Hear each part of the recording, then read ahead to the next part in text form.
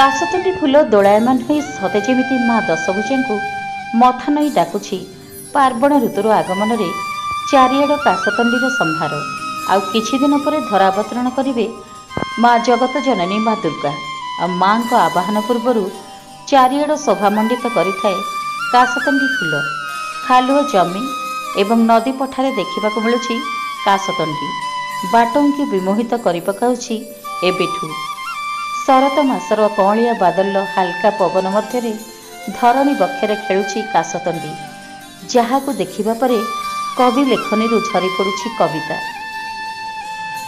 बाटरे जाउथिबा पथिक मानकु मध्य काशतंडीर अपरूप सौंदर्य आनमना करुछि। माँ आगमन रे धवल बन्ना होइछि धरित्री शस्य श्यामला धरणी रे निज पतियारा विस्तार करी नील आकाश तले सते जेमिति हसुछि काशतंडी फूल नदी पठाठारु आरंभ करी रास्ताकड़ पर्यंत सबुठी काशतंडी फूल फुटिछि। शारदीय ऋतुर आगमन रे मन मोहुछि काशतंडी फूल सते जेमिति काशतंडीर धड़ा चादर स्पर्श रे धरा पृष्ठको जगत जननी माँ दुर्गा ओह्लाई आसुथिबा भଳି मन हेउछि। एही मनलोभा सौंदर्य को देखिबा परे कविंक लेखनी झरी पड़ुछि कविता।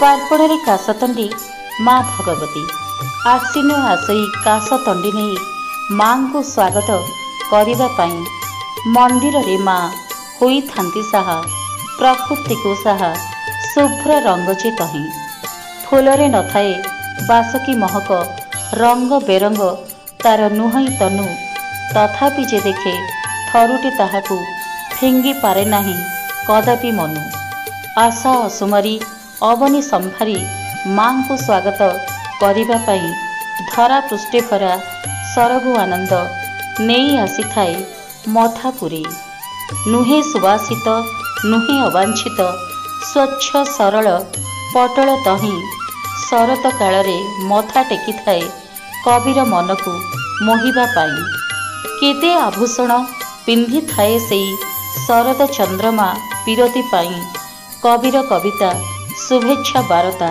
नेई थाए भार से मुंड नुआई न थाए ता मुखे कदापि आलस्य हसु थाए सी मथा उठाई वर्णना कानने थाई सी उद्याने युवा वृद्धांकर मन को मोहई पथे जाउथांती जेतिकी पथिक देखी लेउटी से चाहांती तही केही तो स्तबक माटीरू उठाई धरी थांती ताकू कोले साउंती।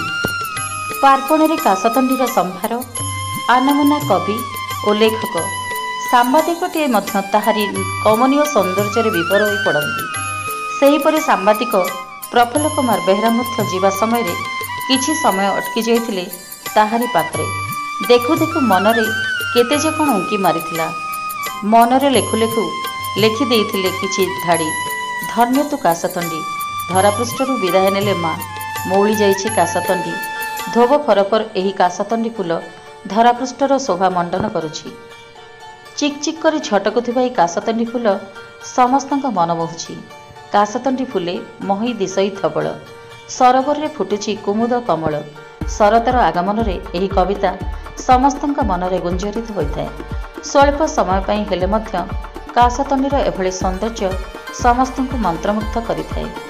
पवन रे काशतंडीर दोलायमान शोभाराजी को पाखरु देखिले जे केही भी आनमना होइजिवो आउ दूररु देखिले लागुछि सते जेमिति धरणी राणी परे ढांकी होई पड़िछि धळा चादर।